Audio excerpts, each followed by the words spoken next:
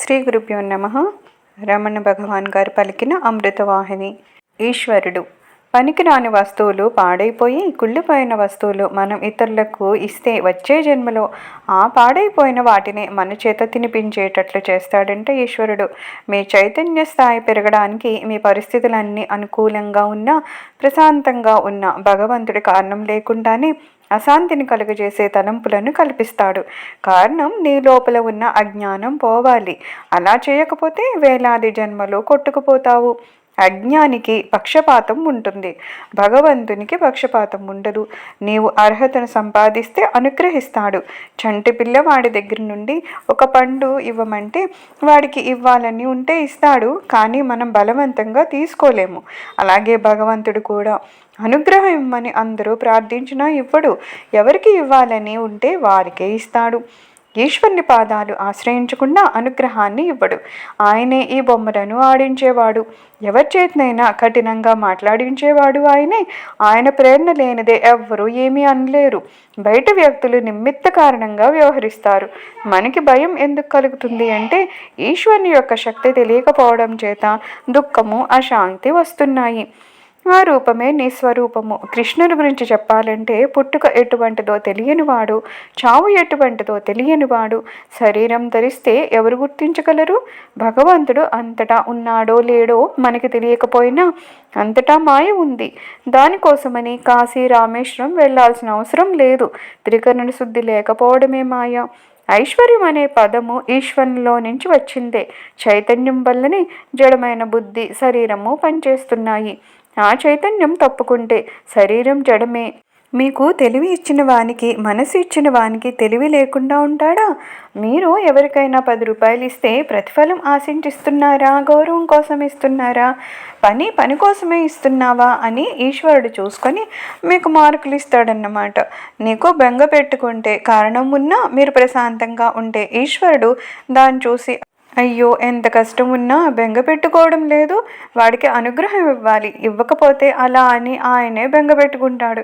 ఈశ్వరుడు కారణాలన్నిటికన్నా కారణము. భగవంతుని అనుగ్రహం ఘనీభవిస్తే ఎలా ఉంటుందో చూడాలని ఉంటే అరుణగిరిని చూడవచ్చును అన్నారు భగవాన్. జర్మనీ గురువు గారిని ఒకరు ఇలా ప్రశ్నించారు, మిమ్మల్ని చూడ్డానికి అందరూ ఎందుకు వస్తున్నారు అనగా, నేనేం చేయడం లేదు, సాధించలేదు అని అన్నారు. దాని అర్థం ఏమిటి? చైతన్యం ఏమీ చేయదు, సాధించదు. ఆత్మ ఏదిగా ఉందో అదై ఉన్నాడు. ఆ మాట ఎవ్వరికీ అర్థం కాదు. సాధించేది, చూసేది మనస్సే అనుకుంటుంది. తెలిసింది తెలియదు అని బుద్ధి అనుకుంటుంది. చైతన్యం ఏమీ అనుకోదు. బుడబుక్కల మనస్సే అన్నీ అనుకుంటుంది. విష్ణువు అంటే యజ్ఞం అని వేదంలో ఉంది. మనమంతా సున్నాలము. అంతా భగవంతుని సంకల్పం వల్లనే జరిగిపోతుంది. భగవంతుని విడిచిపెట్టి ఏ వ్యక్తి అయినా ఉన్నాడా? ఉన్నదే ఈశ్వరుడు. అన్నం వండినప్పుడు గిరిటని ఎలా ఉపయోగిస్తున్నామో అలాగే కర్మ పరిపాకం పూర్తి కావడానికి ఈశ్వరుడు మనలను ఉపయోగించుకుంటున్నాడు. ఈశ్వరుడు లేకుండా జీవుడు, ప్రకృతి రాదు. భగవంతుని మరో పేరే ప్రపంచము. శ్రీరాముడు, శ్రీకృష్ణుడు ఈశ్వరుడని తెలియకపోవడము పుణ్యబలం లేకపోవడం వల్లనే. ఆ అవతార పురుషులు కళ్ళతో చూసి చంపగలరు, గడ్డి పరక మంత్రించి సృష్టిని భస్మం చేయగలరు. దేవతా పురుషులను నీ పాడు బుద్ధితో కొల్చి నీకన్నా తక్కువ వాడు అనుకుంటున్నావు. రాగద్వేషాలు లేని అవతార పురుషుడు ఏ పని ఎందుకు చేస్తున్నాడో నీ బుద్ధికి అందదు. వాళ్ళ విశ్వప్రేమ దృష్టితో చూస్తే అర్థమవుతుంది. కాలుడికి కాలానికి అందని సత్పదార్థం నీ హృదయంలో ఉంది. శ్రీకృష్ణుడు దేవాది దేవుడు.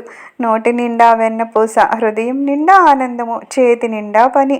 భగవంతుడు ఒక్కడే పరిపాలకుడు. నీవు మంచి చేసినా చెడు చేసినా ఆయన సంకల్పమే నెరవేరుతుంది. మేము మంచి వాళ్ళం అంటారు. నిజంగా మీరు మనస్సులో మంచిగా ఉన్నారా? థర్మామీటర్ మీ జ్వరాన్ని తెలుపుతుంది. అలాగే నీవు ఎలా మంచిగా ఉన్నావో ఈశ్వరుడు కొలుస్తాడు. భగవంతుడు ఉన్నాడా అంటే బుద్ధుడు ఉన్నాడని చెప్పలేదు, లేడని చెప్పలేదు. కారణము ఆ రెండింటికి ఆవల ఉంది ఆ సత్పదార్థము. అది అనుభవైక వేద్యము. బుద్ధుడికి సృష్టి అక్కర్లేదు, బద్ధుడికే సృష్టి. శివుడు, పార్వతి ఇద్దరుగా కనిపించవచ్చు, కానీ ఇద్దరూ ఒకటే. శివుడు మహానిరాడంబరుడు.